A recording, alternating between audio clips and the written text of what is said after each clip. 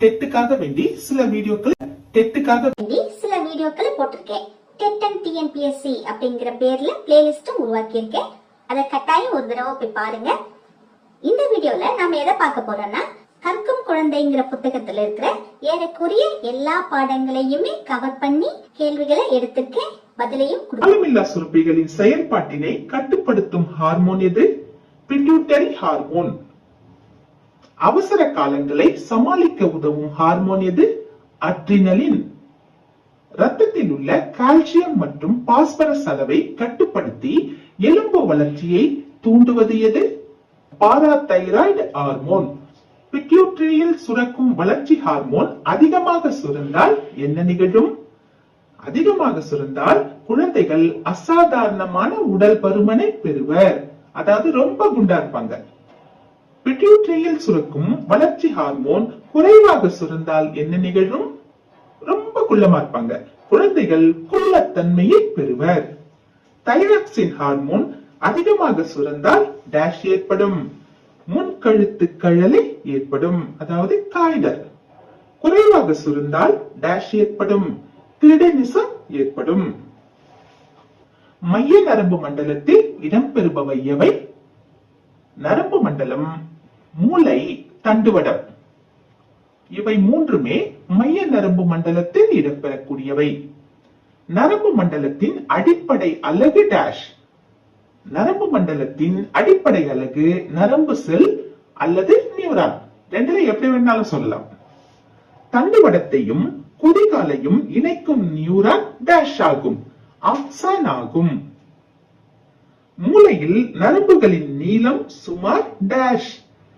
மூளையில் நரம்புகளின் நீளம் சுமார் 1 மில்லிமீட்டர். நியூரான்கள் எத்தனை வகைப்படும்? அவை யாவை? நியூரான்கள் 3 வகைப்படும். என்னென்ன? புலனுணர்ச்சி நியூரான், இயக்க நியூரான், இணைப்பு நியூரான்.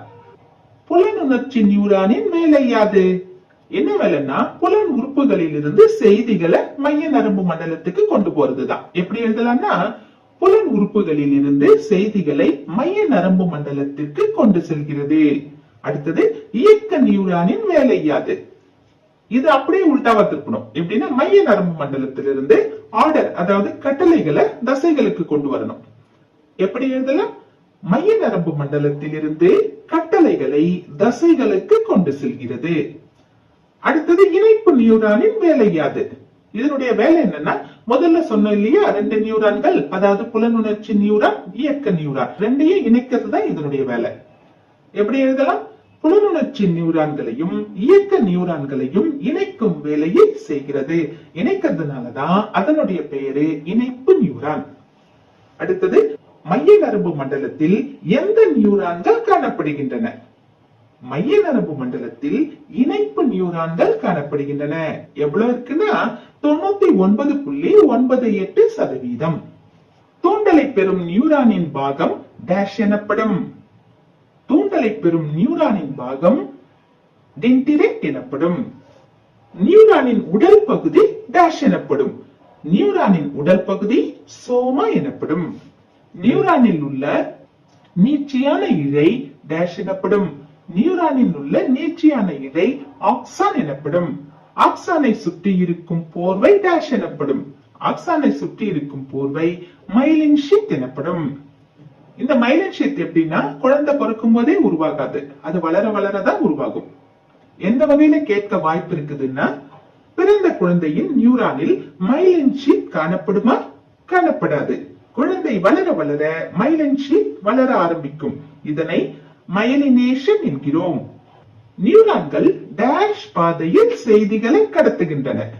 நியூரான்கள் ஒரு வழி பாதையில் செய்திகளை கடத்துகின்றன. குறியீட்டு சிந்தனையின் வெளிப்பாடு ஒன்றை கூறு.